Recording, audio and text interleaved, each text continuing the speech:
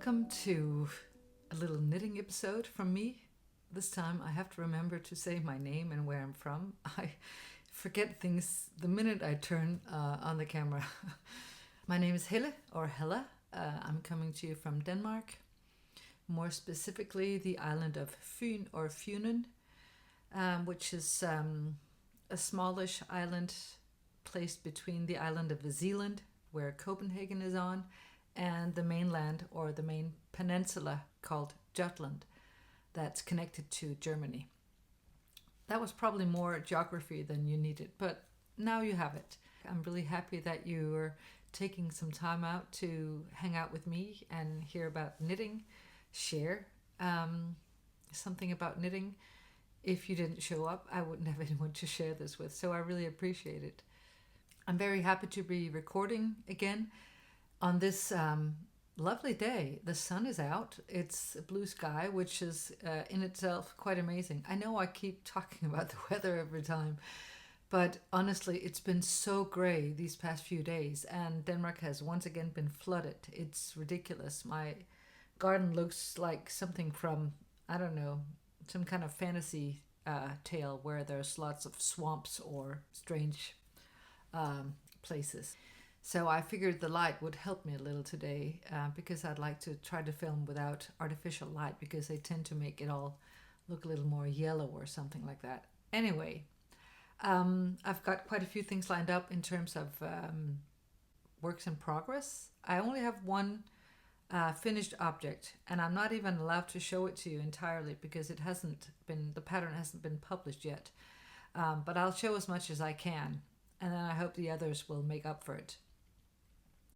And then I also have a few clips from a visit I made to Loop of London, the yarn shop, over Christmas, where I went to celebrate Christmas. And quite coincidentally, all the projects that I'm either working on right now or have recently finished all have cables in them, some of them all over cables. And I haven't done that on purpose to try to have a theme for a video or anything like that. But clearly I'm drawn to cables over the winter, and I suspect that there's going to be more lace during the summer, which is natural because you get a denser fabric with cables, and obviously a lighter fabric once there's lace and holes in the fabric. But I've also always loved cables, and I like that some of the garments I'm going to show you have a slightly more maybe modern take to a cabled garment. And also there's a shawl amongst them, which is new for me, kind of. I don't exactly count the Sophie shawl as a shawl. I mean, it's a shawl, but clearly here the construction and I think the way it's going to turn out is going to be, more traditionally shawl-like and quite unique to me as something to knit. I say traditional. It's actually not very traditional in this particular shawl, I don't find, but then I'm new to shawls, so I don't actually know. And then a slipover also, which is also new to me. I used to think I'm not into vests and slipovers. Well, that has changed. Things change when you begin to knit, and that's excellent. And then a couple of acquisitions from Loop of London that I think I already have some plans for. At least I went to the shop with some different intentions this time, instead of just going in there and just letting myself be overwhelmed. Not to say I didn't, but I had plans beforehand, having learned from past, I wouldn't say mistakes, but past tendencies to just buy random skeins that caught my attention. But first, I wanted to start with a little quote, which I always do. When I was a college teacher, I used to often have either a quote of the day and or a word of the day. And for some reason, I just really like that. And I would try to find quotes that would somehow embody the lesson that we had that day, or something that was interesting on the world stage or something. And I think I've clearly carried that over into these knitting videos. I hope that's all right. I also made a little visit with a fiber friend from this island that I'll talk briefly about a little later.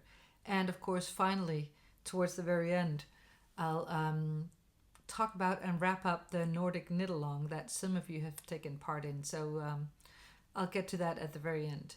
But the quote of the day, I'm not sure that it's relate it so much to this particular episode, but to maybe some of the things that I've talked about in general here. We have a lot of preferences when it comes to yarns or colors or fit or all sorts of things. We do that in when it comes to knitting, and I think probably when it comes to life. And I've talked about this ridiculous aim of mine, or pursuit, I guess you could call it, to try to rid myself of too much ego. There's no way I'm ever going to get rid of ego, and you know, you have to have an ego. You can't just walk around as a sort of soul. there is an ego attached, and that ego in this life is called Helle, and that's fine. But you can still be aware of some unfortunate patterns. And one of the things that I've thought about a lot over the past year is this idea of judging things, judging them beautiful or ugly, good or bad, fortunate, unfortunate, etc. And it's this whole idea of duality, and it's just something that I think is better. We're better off trying to suspend judgment more instead of always labeling things something, whether it's a garment that somebody wears, a color, or a situation in our lives. It's a lot harder for us to deal with them if we constantly say, oh, this was bad, or this was not what I wanted. It's just so much easier to say, okay, so this happened. This is what I have to deal with right now. And I'm saying this as somebody who's also still learning this, not somebody who's got it all figured out. And so the quote today is actually an extract from a poem by Rumi, the Persian poet, mystic, and philosopher from the 13th century. And it strikes me as kind of amazing also that somebody from so long ago could have this wisdom that still applies today. So I'm just going to read out this brief little quote that I think is, something we could just maybe ponder. Out beyond ideas of wrongdoing and right doing, there is a field. I'll meet you there. When the soul lies down in that grass, the world is too full to talk about. Ideas, language, even the phrase each other doesn't make any sense. And the two things that I really take away from this is the whole, there's a field beyond what is right and what is wrong. I'll meet you there. It's the idea that let's get together in a sort of free zone where we don't have to judge anything or each other. Like a kind of a free space, a safe space, devoid of conflict. And the other thing is this whole idea of if the phrase each other doesn't even make sense, it's because we've come to realize that we are one. And I know it sounds all woo-woo, but it's the idea of connectedness instead of creating separation. And the minute we judge things, there's a tendency to create separation. And I know it from myself as well. So this is why I can say it without, I hope it doesn't sound as if I think I have it all figured out. To try to strive for or move towards the idea of connectedness more than separation. And we can do that by not judging things so much.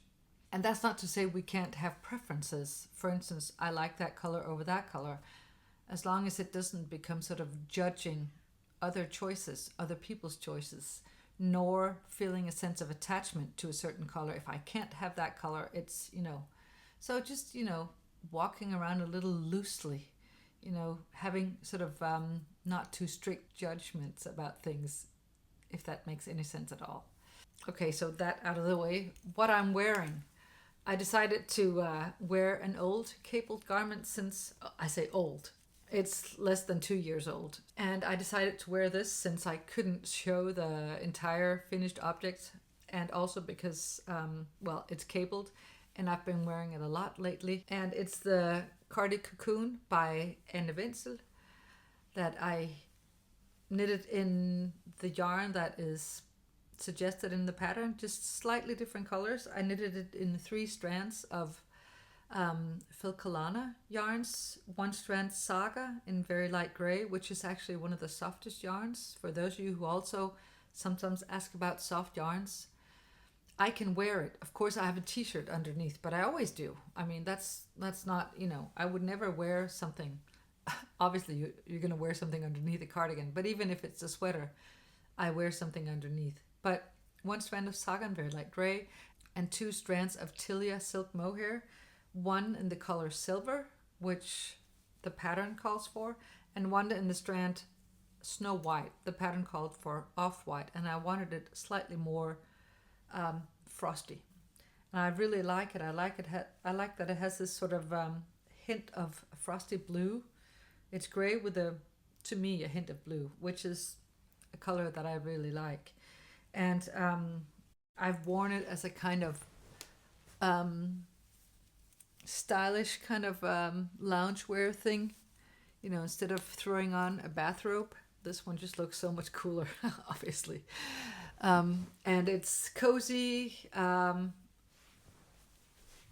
It's also long. I'll see if I can remember to record a clip where I'm wearing it.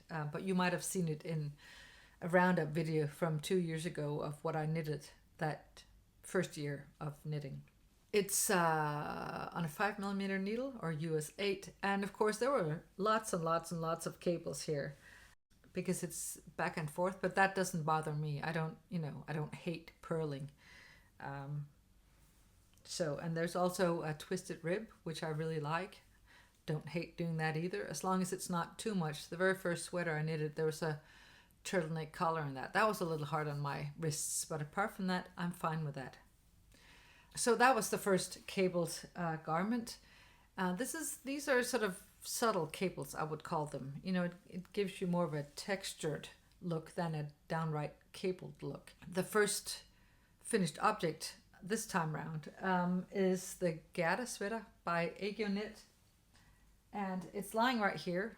And of course I can't show you how it fits, the fit of it exactly. I can show you a little bit. I'm just not allowed to show the whole garment before they release the pattern, which they will any day now. I think it's the 19th of February that they release it. And it's part of the ISA Archives collection, where a group of 10 or 12 Danish designers come up with a pattern based on a previous older pattern made in ISA yarn from the 70s or even earlier or slightly later. That's why the collection is called ISA Archives. So I can show you this much. You know, this is the top part. You can see that it's got cables and texture, kind of a version of a basket weave pattern, I guess you could call it, knits and pearls. And then some cables in between also. Oh, sorry, you can't see it. And then some cables between, and then cabled raglan. So I believe, let me just think. Yeah, so the raglan increases are for the sleeve and the body on either side of this cable here. And then you have the option of either making a regular folded over neckline or a turtleneck. And I chose this slouchy turtleneck, and I love the fit. I'll show you the yarn up close, because this is as much as I can show you of the sweater. The pattern calls for 2 strands of ISA spinny plus 1 strand of ISA silk mohair. And when I first had to figure out what color to choose, I first of all wanted to take a color that the other testers hadn't chosen so much, to show off the pattern in different colors. And of course ISA sponsored this. Of course, I say of course, you probably don't know that, but ISA sponsors the tests that are done with their yarn in Denmark. And that's a very sort of common thing to do in Denmark. All testers for all the Danish knitwear designers, when it's ISA yarn, also some other yarns, they get the yarn sponsored. And of course this is called ISA Archives, so the whole point is to design something using their yarns. So the pattern calls for 2 strands of spinny, and when I touched Caroline of Aegyo Knit's sweater the first time, when I saw it in the process of being made, it felt scratchy to me, and I'm like, here we go again, me and my skin. Not super scratchy, but since I wanted the turtleneck, I had to be a little mindful of that. So I looked at some of the other yarns from ISA that would meet the same gauge and that would also have the same kind of drape, and talked about it with Caroline. and ended up choosing the Marilyn, and then pairing it with the silk mohair that was pretty close. So this is the yarn combination that I ended up with. And as you can see, this is perhaps what I would have preferred as the color, for the color to end up as. This is kind of a cool muted rose. Yeah, and this one has a slightly warmer tone to it, and has a little more, has a bit of a, I don't know, rose gold coral content to it, which probably wouldn't be a color I would usually choose. But the other option was an off-white silk mohair that has a slightly pale pink tinge to it, and I was afraid that that would make the garment too mild looking, and I wasn't really interested in that when there's already lots of cables and texture going on. So you can see, so you can see here how it ended up. You can perhaps, I'm not sure if you can see subtle hints of the darker silk mohair, sort of swirling around the dusty pink, and I really like it. And I was afraid it wouldn't suit me because it became a little warmer, but I still wouldn't call this a warm pink. So I still think it looks pretty good. In fact, yeah, I really like it, and I like when there's that slight tonal variation in the color, and I think it suited this particular garment really well.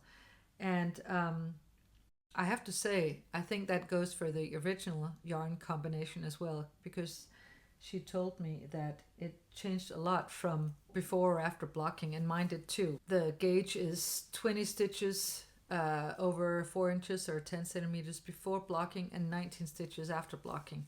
And that doesn't sound like a major difference, but when I tried it on before blocking, it was still quite boxy and I liked it. But then when I washed and blocked it, it was like, whew, it just sort of, it draped. But it draped in a really slouchy, luxurious, cozy way. And, it's that, I always like that vibe. So I was fine with that. Something else, this yarn, Marilyn, is 80% wool and 20% flax.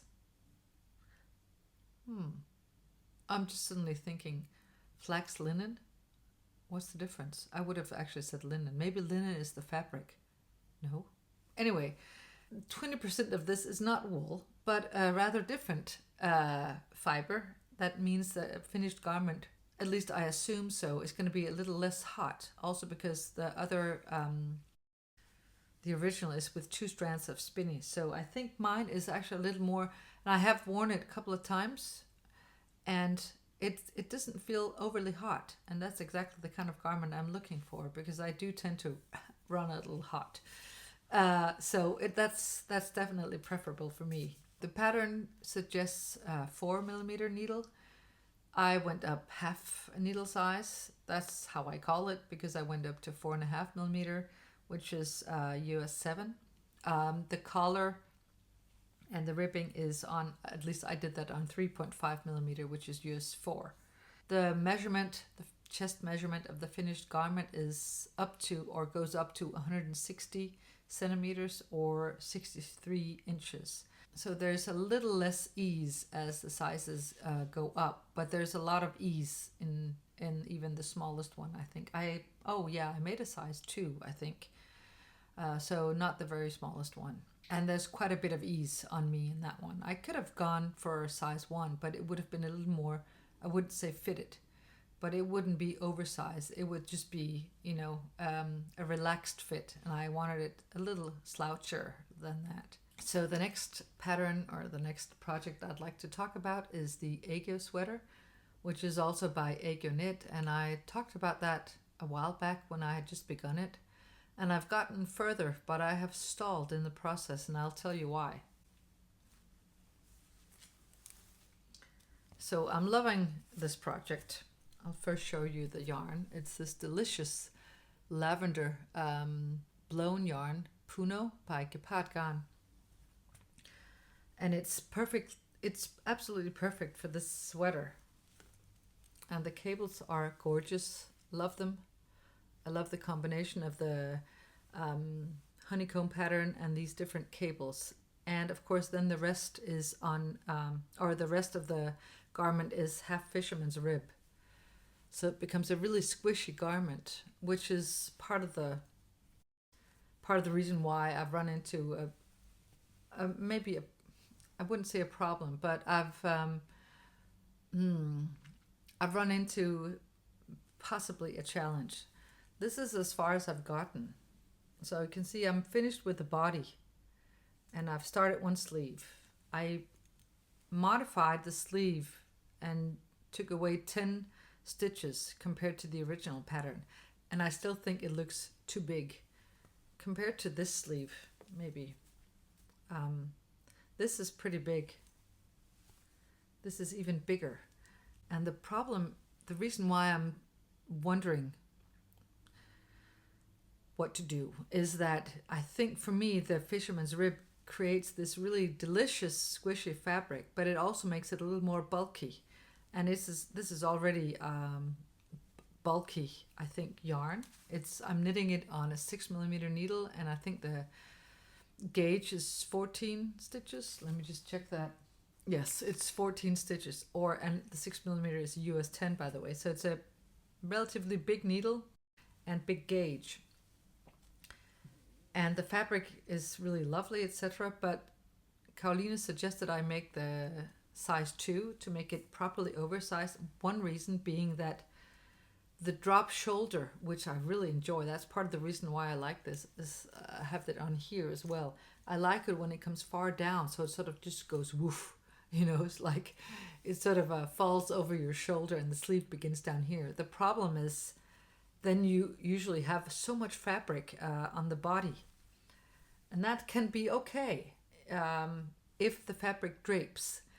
I've measured this against my Bowie sweater, and it's exactly the same width. But the Bowie is stockinette. No, not stockinette. Garter stitch. No, that's not true. Reverse stockinette. So it's not as dense as this. And since this is half fisherman's rib, you knit into every other stitch twice, so it becomes denser. So when I tried it on with this, it was like there's just so much fabric here on the back. And of course, you're meant to have that. It's meant to be super oversized. This is what Aegyo knit, they love oversized patterns. I'm just not sure that it looks good on me. I like oversized, but not super oversized. So you may be able to tell here that it's pretty big, right? Okay, so I'll tell you what I am thinking about doing. First of all, unraveling this. That looks like no big deal, but it's still quite a lot of work because it's double everything. But, fit is everything. I've come to realize I've got other garments that I want to maybe do a little surgery on, and that's what I have to do on this. So since there's no way I'm going to unravel the whole body up to here, and I'll unravel the sleeve, I'm thinking of steeking. I'm thinking of making this bit a little narrower, steeking it as if it had a seam down the side here, so I can take a little bit of the fabric away. The problem is I'd like to keep the shoulder width up here, so I may have to see if I can sort of take it in here and make the steek go sort of under the arm, if that makes sense. The other option is that I wet block it first and see if it drapes better once it's been blocked. I suspect I will still feel like I have too much fabric around me. But that's where I'm at right now. I've just sort of left it a little so that it could sort of simmer at the back of my mind, and also because I had a test knit to finish that I'm still working on. So I haven't quite made up my mind. I do know that I really love it. I love the design, and I love the yarn for this these cables. I think it's a really good combination. And as I've also mentioned to you, I've been updating the pattern. So I think it's easier or a little more accessible, a little less ambivalent now. I hope so. Or at least it's in the process of coming. So that's where I'm at with that. I'll keep you posted. Oh, but it's also it's a really enjoyable knit, because once you get past, the whatever you do up here, it's pretty intuitive, and there's still something going on to keep your interest. So I really enjoy that. I've always enjoyed knitting cables. I actually made a little video where I show how I make the cables, because I think there's actually a video for how to make cables for this particular cardigan without a cable needle. And I remember seeing it and going, okay, going back to my cable needle, because when I knitted many years ago, I used a cable needle, and for me it doesn't speed up the process to not use it, and I'm fine with using it. I use it for except for a small cable that's just 2 stitches, I'll use the cable needle, and I'm fine with that. And I think I made a couple of clips where I show you how it looks when I do that, just because somebody asked me at one point, how does it look when you knit? I'd like to see you knit. Okay, so just to show you what that looks like. And also you can see what it looks like knitting in this yarn and with this fabric, and how I knit continental. Oh yeah, by the way, I said I didn't want to unravel. There was actually a point where I think at this stage I dropped a stitch. I think that's actually the first time I've ever dropped a stitch, and I didn't realize it until I was close to the ribbing. So I spent all Coronation Day, 14th of January, when our Crown Prince Frederik was crowned, or became King of Denmark. I spent all that day first unraveling and then knitting back down to that place. So that was about maybe 7 or 8 hours where I just sat and watched the coronation, and determinedly tried to get back to where I'd been. So TV can be very useful for that, but it did feel a bit sort of, I came out of a daze when I stood up after that whole seance. Oh, I also wanted to mention, for this particular yarn, this is just for in case somebody also uses this kind of yarn. I guess it's the case also for Sniff Nook and Drops Air and other yarns like that. Since it's one of those blown yarns, this is 68% baby alpaca, 10% fine merino wool, and 22% polyamide, which is the netting. I assume PA means polyamide. So that means that when you change yarns, I didn't do that in the very beginning because I'd forgotten that it was something you could do. But at some point during the knitting, I began changing yarns in a slightly more useful way, I would say, or efficient way, where I put the new yarn or the old yarn on a needle, and then I just sort of inserted it into the end of the new yarn, so it would become like one tube would be put into the other, and then maybe, I don't know, 4 or 5 inches or 10, 12 centimeters of that, and then it just looked like one strand, which means you don't have to weave in ends when you're done. So that's really useful with this type of yarn. Probably you're used to it, but if somebody doesn't know that method, then that's definitely a good tip. The next project that I'd like to show you is the shawl I'm knitting on, and you can see here the kind of project bag I have. This is simply a linen kind of bag that we just ordered new bed linen recently in this white sort of cottony fabric, and it came with this, and it was perfect for now. When it becomes bigger, this shawl, the bag's going to be too little, but right now it's perfect. And I'm knitting the Javelin shawl by Titi Lutzak, Titi's Knit Garden, a Ukrainian designer whom I'm sure you know, who has lots of beautiful, beautiful patterns, sweaters and hats and a few shawls. Apparently she was new to shawl making when she designed this, which is certainly not obvious. It's really delightful to knit, but I hope you can see. Oh, a little sun is out now. So this is an amazing pattern, I think. and I'm talking about also the stitch pattern here. So you can see how it's called Javelin, and it's called Javelin. She's Ukrainian, so it's almost self-explanatory, but maybe not. As a kind of armor. So I really like the symbolism of that. A kind of armor when the Ukrainian people is going through a difficult time. And it's going to be pretty huge.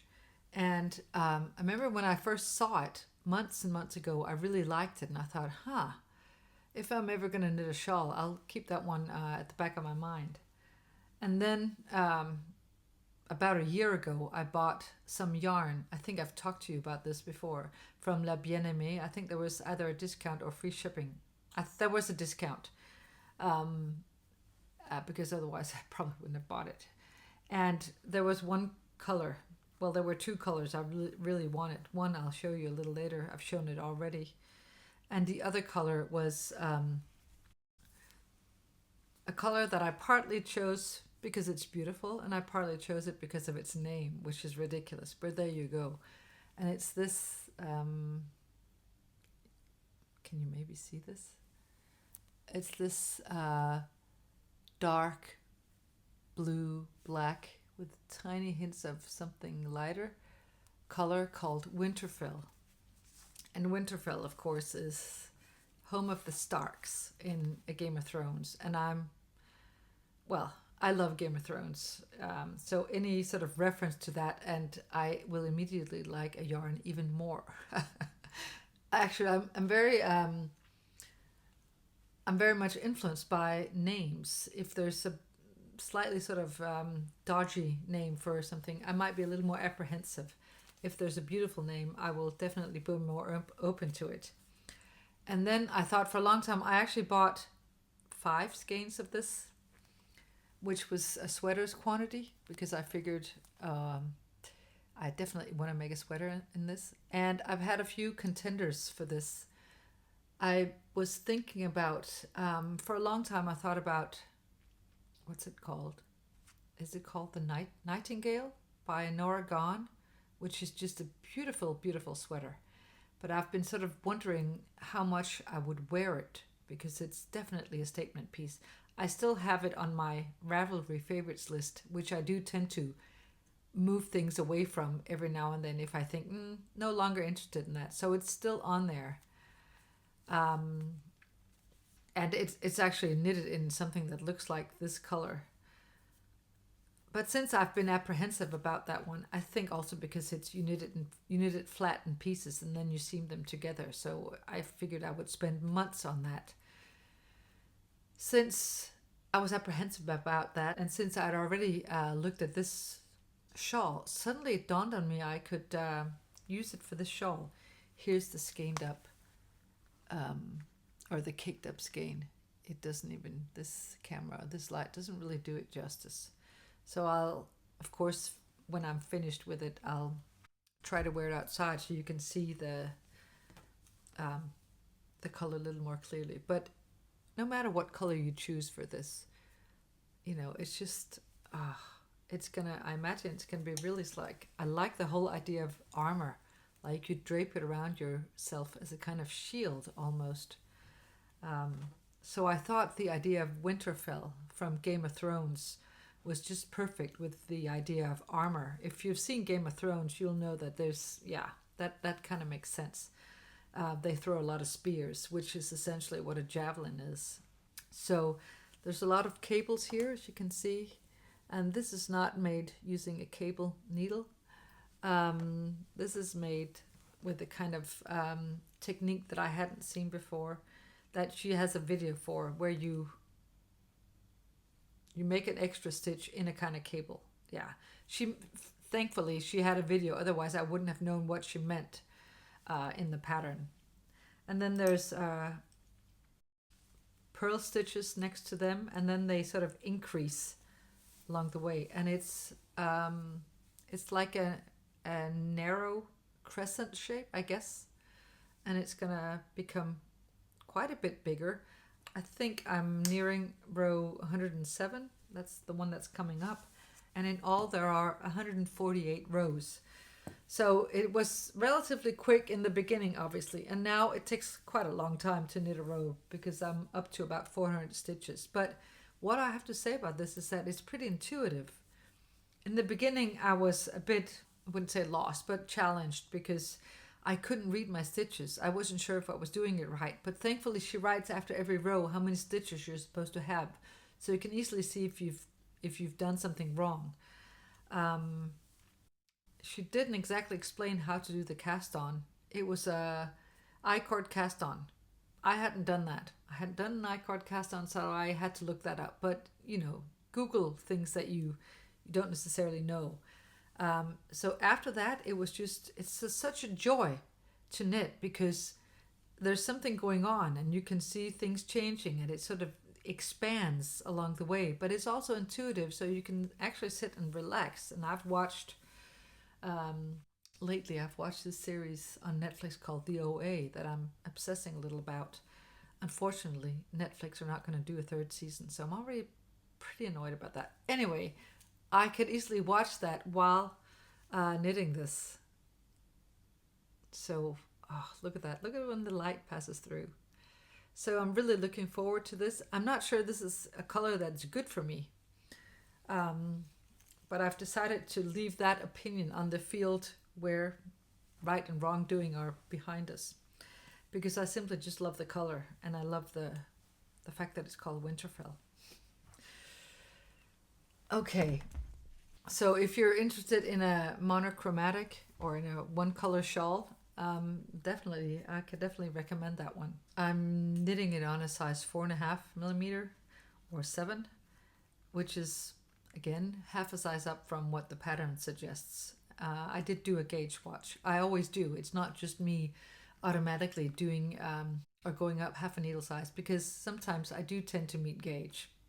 It depends on the yarn and the pattern, I think. The gauge is 16 stitches, so I guess she says it's DK or worsted. And I already bought this in La Bien-Aimée DK, Merino DK. And it's, I think, a superwash. And I bought that because it's soft, and this is supposed to be around my neck, so it has to be soft for me. So I hope it's not going to be too heavy when I'm done with it, but if it will, then it's just going to be all that bit more armory, I guess. Okay, so my next work in progress is the Eurus slipover, which is being tested right now. By the time you see this, the pattern may be out because it takes me some days to edit everything. But the pattern is just around the corner.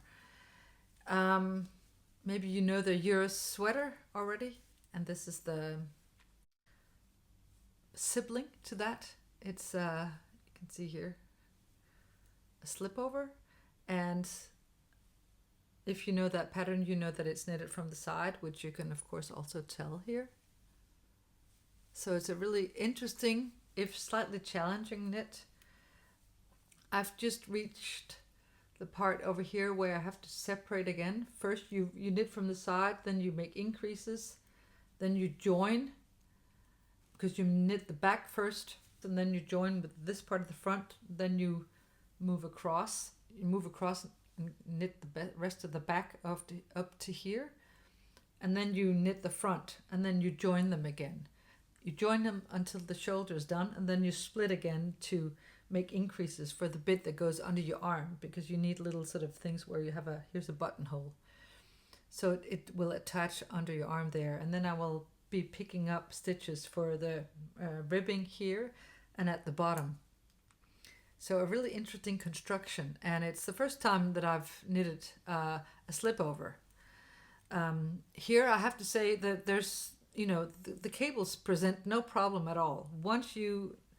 If you know how to do this, I mean, if you've done the honeycomb pattern, I'd already done it in the Aegyo sweater, and I'd done it in other projects years ago. And it's pretty intuitive once you are familiar with the honeycomb pattern and with these cables, because they turn the same way all the way. And this one is just, it becomes very intuitive, and it becomes very easy to read your knitting and also to know when to do the cables. This is on every whatever row, and this is then every other time you do this cable, you also do these cables. So it's the cabling in itself is not a problem. It's the construction, and it's the knowing how to assess when to stop, measure, make sure it's the same over here, etc. That is a little tricky, I have to say. So the pattern isn't, I would say the pattern isn't for the faint of heart. And it also says, that's the first time I've seen that actually, it says it's not for beginners, it's for, or it doesn't say that. It says the pattern is suitable for experienced knitters, meaning not experienced knitters in the sense that you've knitted X number of hats and socks for the past 10 years, but experience in different techniques, and will know how to read your knitting and how to, I guess, make some logical deductions here and there, because yeah, it is a little tricky. I think the pattern is going to be a lot more, there's going to be a lot more information in it by the time it comes out, because it was a little more rough draft, and I think there's going to be some more drawings and some more specifications, so it should be doable. But I wouldn't knit it as your first project, because it's not going to give you a success experience, I don't think. And also, you're going to be writing, how do you do that? How do you do that? And some of it will be self-explanatory once you have a few sweaters under your belt. So I wouldn't have been able to knit this 2 years ago for sure. That's when I knitted this one, and I remember even this one. I remember at some point up here, I remember looking a lot at pictures on Instagram going, what does this mean in the pattern? So I think it's, yeah, I like learning something for every pattern, and every now and then you still hit a kind of wall. I have written to her a couple of times in this going, what does this mean? And that's where I've made extra comments in the pattern, hoping that she's going to incorporate some of that, which I suspect she will. Because so many things are logical to the designer that aren't necessarily logical to somebody who knits this kind of construction for the first time. But I'm really looking forward to this, and I haven't even told you what yarn I'm using. The original pattern calls for håndværksgarn, or håndværksjarn by Libenholt Uldspinderi, which is also the yarn that Aegyo knit used for the Eurus sweater. And that's definitely a rustic yarn. It's absolutely beautiful, and I wish I could use it or wear it, but I'm afraid I can't. They have some absolutely beautiful colors, and I wanted to match one of the colors I've seen that they have, which I think I've managed to do. This is of course a light gray, and I've chosen to use a combination of Gepardgarn Pure Lana, and cashmere lace in a very light gray, and it's both the same color. It's 520, so it's yeah, I like the very light gray color. I think it has that sort of slightly rustic look, but not too rustic feel, and also in this sort of like a stone color.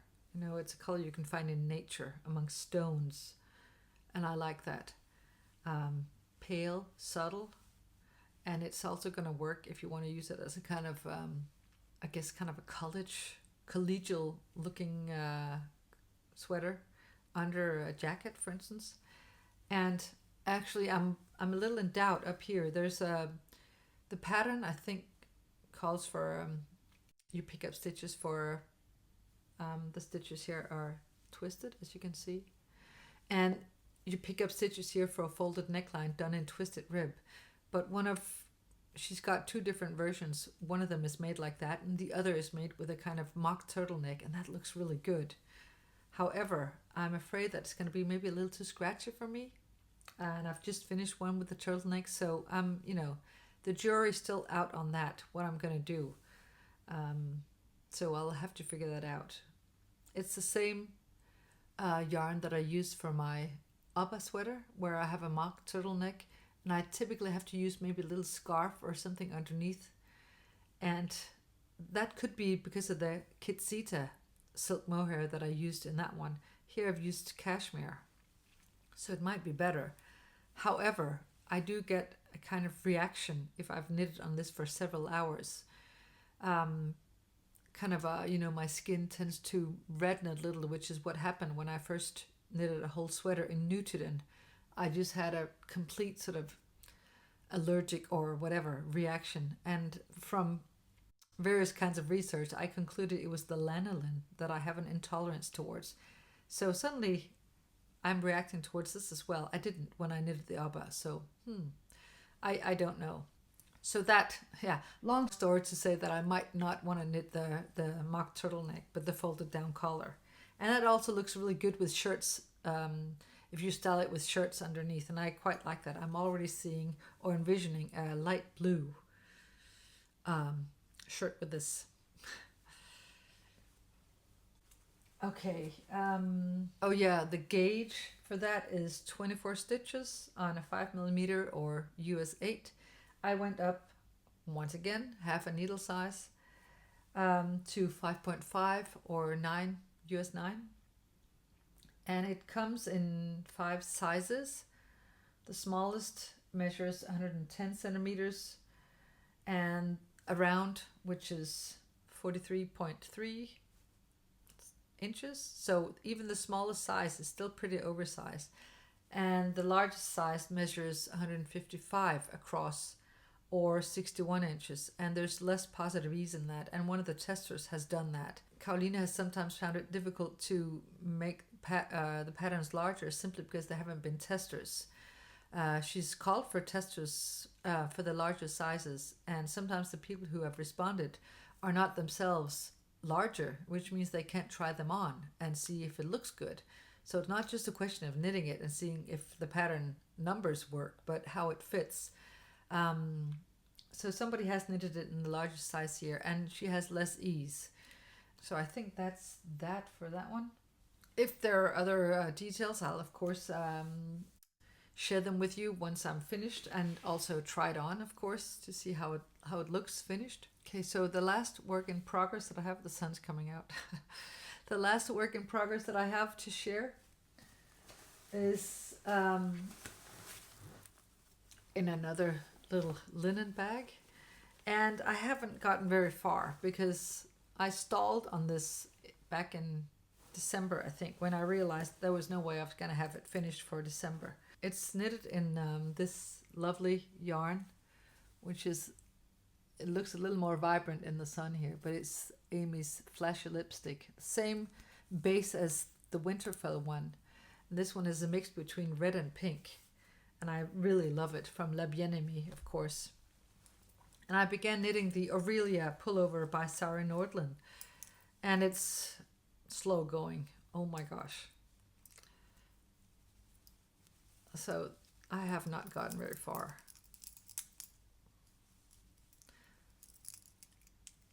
This is the back. You can see a little more there, and it's really, really beautiful.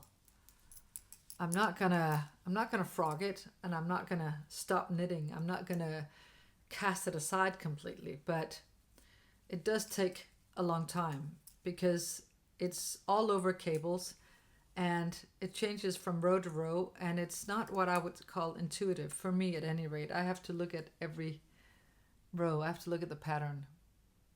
But it's going to be, I think, stunning when it's finished. And it, of course, I wanted it for Christmas, and I began it naively sometime in late October. And other projects sort of entered my life, and then there was no way I was going to be able to finish it. So I have to finish this sometime this year, or I want to, so that I have it for next year, or for next Christmas, because I really think it's beautiful, but it requires kind of quite a lot of patience. And there's like 3 or 4 different charts that you have to look at per round. So at least maybe I'll reach a point where I can read my knitting and simply do what do what I can see I have to do, but not so far. I'm using the suggested needle size, which is 4mm. I think when I knitted the couture top by her last summer, I also used the suggested needle. So I guess I can meet gauge on her patterns, at least so far. Who knows when I'm finished with this. a lot of people have said the neckline looks really big, yes, but then you pick up stitches and it cinches in quite a lot for the neckline. I think it's looking really promising. I just have to set aside quite a bit of time, and I will do that at some stage, because it's a joy to knit, and I really love the color. It looks a lot more vibrant here than it does, or on camera than it does. That's because of the sun. Here, this is a little more true to color. Okay, I've just taken off my Cardi cocoon for a little because it's nothing if not warm, and the sun's in my face now. So, okay, so I wanted to show you the clips from Loop of London, which is a yarn store or yarn shop in Islington in London, and I mentioned it en passant in my London travel video, but I'll just mention it here too.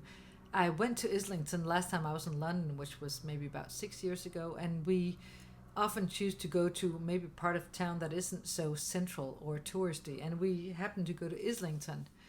So I had walked right by it last time, but that was before I became a knitter again, so I didn't, pay it any attention, didn't notice it.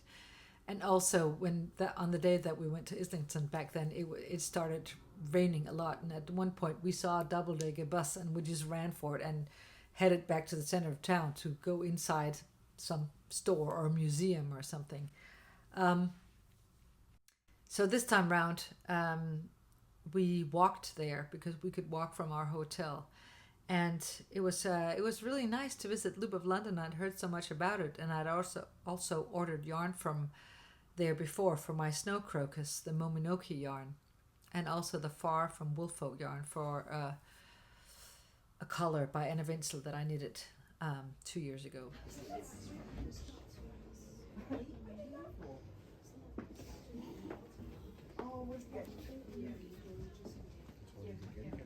Stop.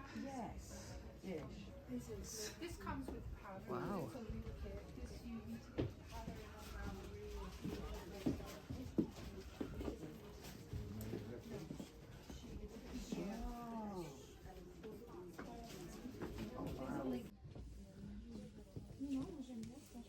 C'est bien en même temps. Ça, c'est là, ça, c'est bien. Ah, pourquoi un petit panier, s'il te plaît? Dis donc, je fais mon... Probably. I'm just going to get an overview. Okay. Yeah.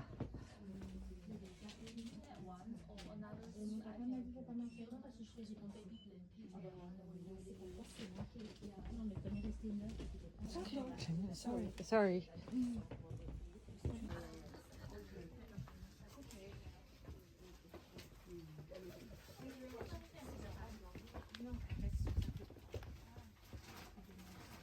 No. You know that you want to hear a very smooth sound?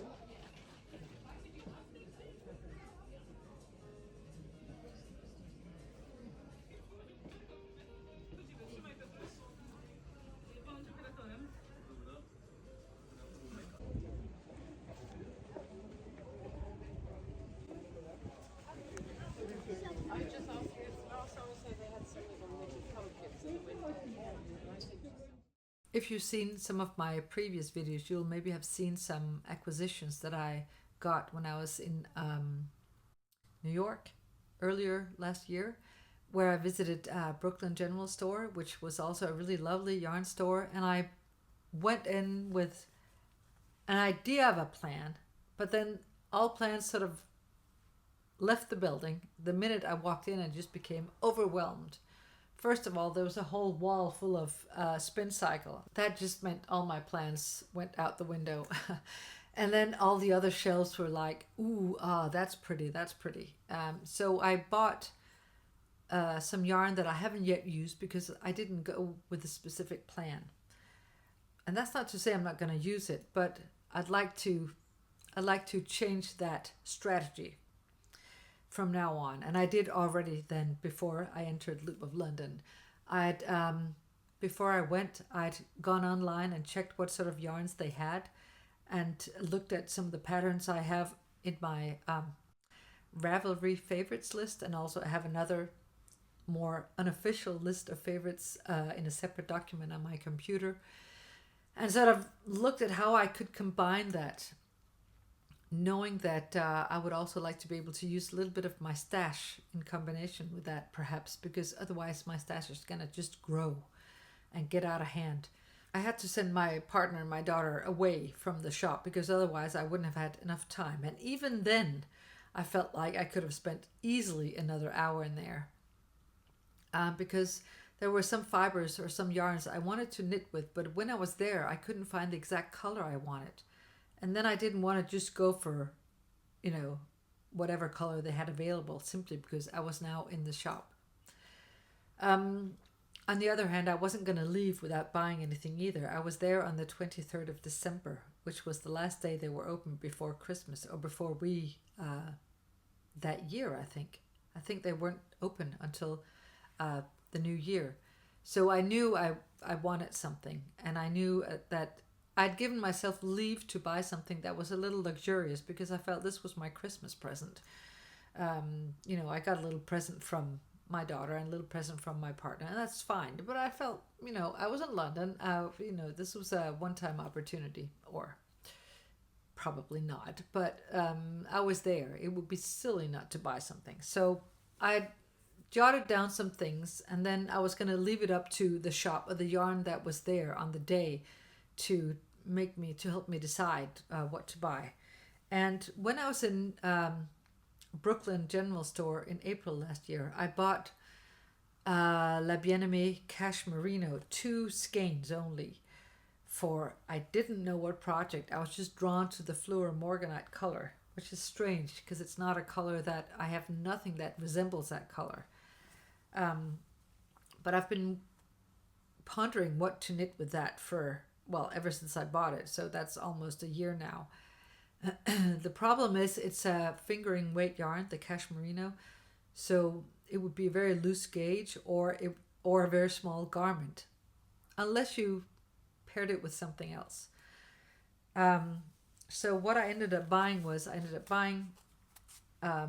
3 skeins of the Kumo in the same color, the Flora Morganite. And the Kumo is the La Bien-Aimé's Surrey alpaca. So it's 74% baby Surrey and 26% mulberry silk. So being somebody with sensitive skin, I suspect this is going to just be so much easier on my skin than a silk mohair. So I'm planning on combining this with the Cache Merino, probably for a cardigan. I'm pretty sure it's going to be a cardigan. And the reason why is that I saw Amy from La Bien-Aimée in the cardigan little yellow sweater by Andrea Maury a while back in this color, but in another yarn from her collection. I think it was Helix. And I've seen her since in another cardigan that might just be called the Helix cardigan in this color. So I'd seen a cardigan in this color and it looked really beautiful. So that's what I am planning. I'm still deciding between 3 different cardigans. I'll keep you posted. Who knows when I'm going to get to it. And this is the yarn caked up. It also looks a little, it's I would say it's flamingo. The color is flamingo. I just think it's so luscious. It's so funny because I'm such a big lover of neutrals, or this kind of gray blue. And this one just, I was immediately drawn to it. So, and I think it goes well with neutrals. And I think it's also, her book, Neons and Neutrals. I guess that's, I have that sort of, I'm drawn to them as well. So that was one of the things I got, 3 skeins of the Fleur Morganite in the base Kumo from La Bien-Aimée. And let me just put it here. And the other thing that I was thinking about was, or I had pretty much decided I wanted to get yarn for a shawl. Precisely because, cardigan, slipover, shawl. I have so many sweaters. I need other types of garments so that it's not just one big accumulation of sweaters or pullovers. And I knew also I wanted to get a sweaters quantity of yarn that I could pretty much only get in Loop of London. Actually, I could get this in a yarn shop in Denmark, but in Aarhus, which is not where I live. And I don't care that I could get it there because I was at the shop. You don't want to just... I want to buy something that I genuinely like, not just because it's available there. But for the other yarn, for a shawl, I'd been talking about this before, wondering a little bit about what yarn to buy. And Jonna from Knit Together with Kim and Jonna had sent me some samples of woolfolk yarn, tynd, which means thin. And I knitted up a little sample, and thanks so much again, Jonna. I sent her back a little something that she might knit socks from, I think maybe in the future.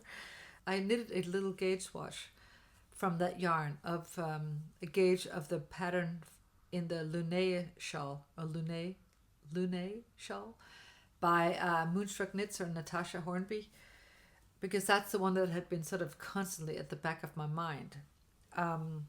And that's the one I ended up getting yarn from Woolfolk yarn. And you can get Woolfolk yarn, I think even in Copenhagen, but you can't get all the colors. And I wanted to see the full spectrum of colors. In the pattern, Natasha Hornby uses really rustic yarns. She uses a light gray, an off-white, very light off-white, and a navy blue. And I decided that I didn't want the navy blue, even though I really liked it, but I thought I'm not going to copy the pattern exactly. Plus, I wouldn't be able to find a yarn that color anyway. And previously, earlier in December, I'd seen Stephen West mention some kind of shawl knit along at the end of December. I forget what it was called, but he had kits made in his shop by Life in the Long Grass, and I logged onto their site, the Stephen and Penelope shop, 30 minutes after they had added them or opened up for sales, and they were already gone. And I was like, no. And they were the perfect colors. It was like a gray fade, a really dark charcoal gray moving through some different shades of very frosty grays onto a white or off-white, and it was really beautiful. And I had that at the back of my mind. So I ended up buying these 3 colors in Woolfolk yarn. 2 of the dark one, and I get again here, they look a little lighter. And 2 of the medium or light gray, and then 3 of this. It's not even off-white. It's like a sand color. So, it's the light is tricky now. I hope you can see it somehow. So I'm really looking forward to that. I don't know when I'm going to have time. I suspect it might be a summer knitting project because it's going to be a shawl. It's not going to be so heavy. And also this is tynd, and it really is thin. It's fingering weight. So it's going to take a long time, but I'm really looking forward to that.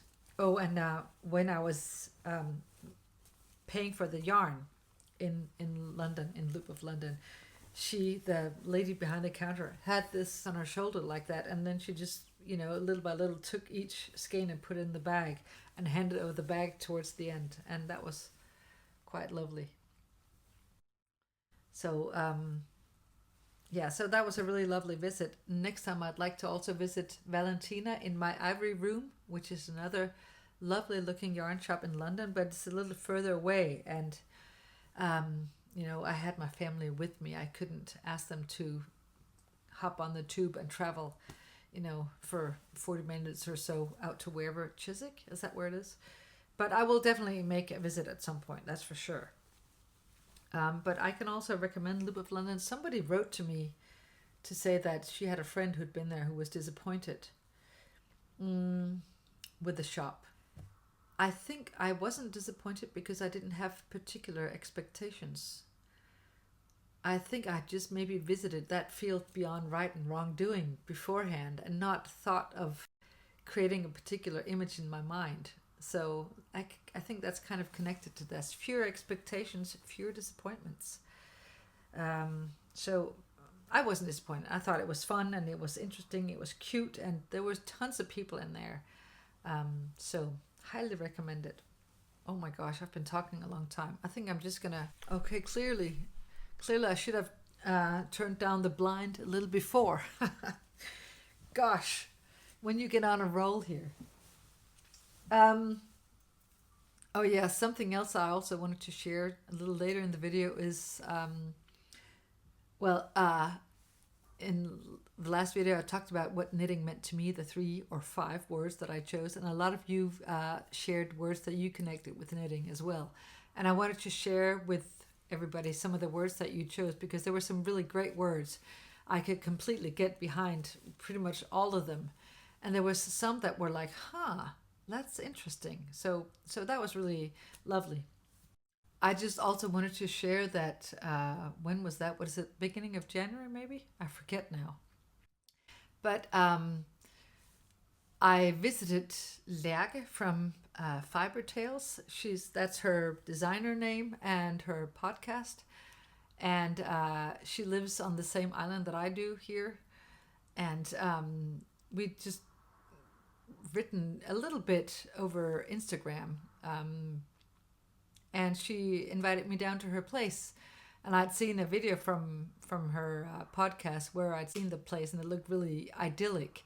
So I was excited to see that. And it was just a really nice few hours where it was pretty much constant talking.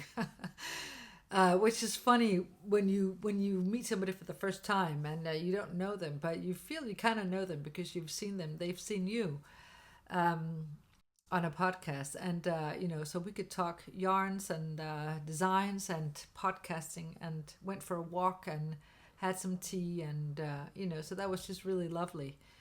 And I think we might go to a little yarn festival, a local yarn festival here in the spring. So that's going to be nice. I haven't really been to any of those. And so there's a downright concentration of knitting or knitwear designers on this island. Both she and Caroline from Aegyo knit. So that's also pretty interesting. I suspect the 3 of us might get together at some point and discuss yarns. And I guess if we do at some point, I'm just going to leave them to it so they can do their little designer talk. So anyway, that was really lovely. And she's got some really lovely patterns. And she showed me some of the garments that I've seen only in her videos or podcasts. And it was really nice to see them live. So I hope I might try out some more of hers. I've only done the tiny little headband. So I'd like to try out some of hers at some point. And if you don't know Lærke from Fiber Tales, I can really recommend that you check out her podcasts, her designs. They're really inspired by nature, and she uses a lot of these natural colors, unspun yarns, and really rustic yarns. And she's got a really beautiful aesthetic. You can certainly tell that she's also a photographer. So if you don't know her yet, I would recommend that you go check her out. And then I wanted just to share some of the words that some of you shared to describe how you view your knitting. I thought there were some really lovely words.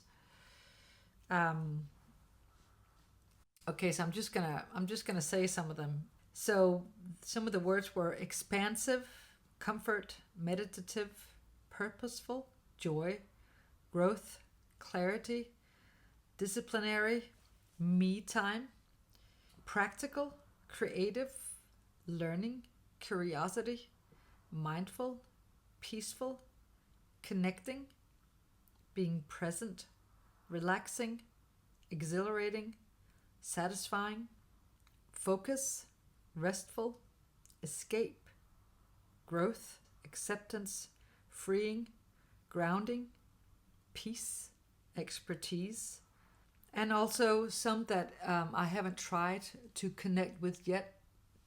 Somebody wrote my mother, or I love you, when it was something that was gifted. Also learning not to give up, skill building, your edge, your new edge if you're a beginner, and discovery.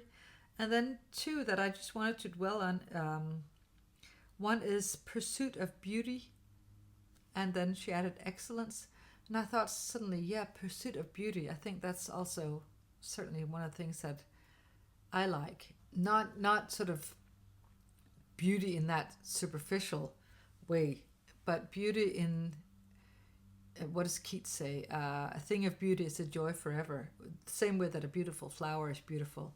It's just nice to be surrounded by or to look at things that are beautiful. And then one other thing that somebody wrote was just like, I thought, yes, exactly. It was fantasy or rebellion. And I think I definitely have that as well. You know, if you imagine that Javelin shawl in that Winterfell color, I'm not imagining me hanging out in my Danish house here. I'm imagining me walking around in some Irish forest looking very medieval or something like that. Or, you know, being at Winterfell in this imaginary kingdom where Game of Thrones takes place. You know, so it's like you're wearing this, and it gives you, apropos the whole armor, it gives you an added dimension somehow. That I think that's why I'm also so drawn to certain names of yarn or patterns, because it enhances that whole idea of fantasy. Will it allow me to enter almost a different realm, or, you know, to travel in my mind to someplace else if I wear this garment, if I knit this garment? I'm definitely a dreamer like that. That's interesting. I can relate to that. But lots of really interesting words. Finally, I'll mention a little something about the Nordic Knit-Along. If you haven't taken part, but you've watched this far, thank you so much for being here. I really appreciate it. And I hope you are knitting on something lovely and skill building or fantastic or meditative, whatever you need in your life. And I hope I'll see you again. If you took part in the Nordic Knit-Along, thank you so much. I haven't been the most active of hosts or hostesses in the Ravelry group. That was probably never my intention. My intention was to maybe just sort of facilitate you knitting something Nordic. And of course, I've knitted multiple Nordic things, but have just sort of done so as something that's natural, of course. Not as something specific to now or to this knit-along. But I mentioned a long time ago that that you took part by either entering your projects into the Ravelry group since back when it began. Was that in September or something like that? Maybe even earlier. So if you've been entering your projects there, then you can also enter by adding a comment here on this video, or if you've used the hashtag on Instagram. So if you've done either of those, you can enter the knit-along by commenting here on this video, by sharing what you've knitted that is Nordic, or what yarn you've used that is Nordic. If you've knitted several items, projects, I guess you can write several comments, but I don't think it's going to make much of a difference. And I've been pondering how to draw winners. Let me just show you the prizes, or share with you the prizes. One prize is a pattern by Aegyo of your choosing. Another is these two skeins of Isa Alpaca 3, which is the same color that I used for my knobby slipover. And it's a really lovely alpaca yarn. 50% alpaca, 50% wool. It has quite a bit of drape, but you can give it a brief spin cycle and it will bounce back after washing and blocking. And then there's a project bag by a lovely viewer from New Zealand who makes them herself. And then I decided also to throw in 5 of these plates of Plutolopi. I unwrapped one of them back when I got it, but here it is. It's 100% wool. There's 300 grams on this, which means that there's going to be 5 of them. So that should be maybe a sweater's quantity, depending on your size. And I really, really love this color. It's like a sand color, really light beige, but this was before I realized how sensitive my skin just really is. So I love this, and I was still contemplating knitting something with it, but there's no way. I mean, even when I do this, too rustic. I could have knitted a cardigan like this that doesn't sit up close to my skin, but I figured it's better as a gift for somebody who might actually be able to use it properly. So that's also something I'm going to be sending out to somebody. So I think what I'm going to do is, you've either, if you want to participate in that, either you've, as I said, shared something on Ravelry in the group, or with a hashtag on Instagram these past X number of months, and then write a comment here. And then I'm going to do some kind of, within the next, let's say within the next 2 weeks of this video being uploaded. Is that fair enough? Or until the next video's up, I guess. That might be longer. It will be longer than 2 weeks, maybe 3 weeks. And then I'll figure out how to pick random numbers. And then I'll also figure out how to, if somebody doesn't want the unspun, how to figure out how to do that. But I will mention in the video after that who won, because apparently Kim from Knit Together with Kim and John always says that otherwise some kind of weird robot or so, I don't know, but something on YouTube will pick up on there being a giveaway and will announce something in the comments. I will not announce anything in the comments. I will announce it in the next video. But of course, hundreds of people have taken part in this. I think it looks that way. So there's only going to be a prize for a few people, but I hope that's all right. I assume that most people don't take part in it because of a prize, because the odds of winning are always small in anything. So I hope it's been interesting for you to be a part of that little community and to maybe try something that was a little different for you. And I hope you will continue to do that with or without Nordic yarns, Nordic patterns, because that's how we grow as knitters, as people. And I'm really looking forward to reading what you've knitted and maybe the experiences. And I will also check back in with the group, both on Ravelry and the hashtag on Instagram, when I wrap this up properly. I sometimes forget to go in and do the hostessy thing. And on that note, let me also thank you so much for being here with me today. It's been a pleasure sharing with you, even though you can't answer me directly in real time. It's a joy to be able to share what I am interested in here with people of a like mind. And I hope there was something here that you found interesting or inspiring, or I simply kept you company, which is always a privilege. So thank you so much for your patience and your time, and I hope you're doing well, and I hope I will also see you next time. Thank you.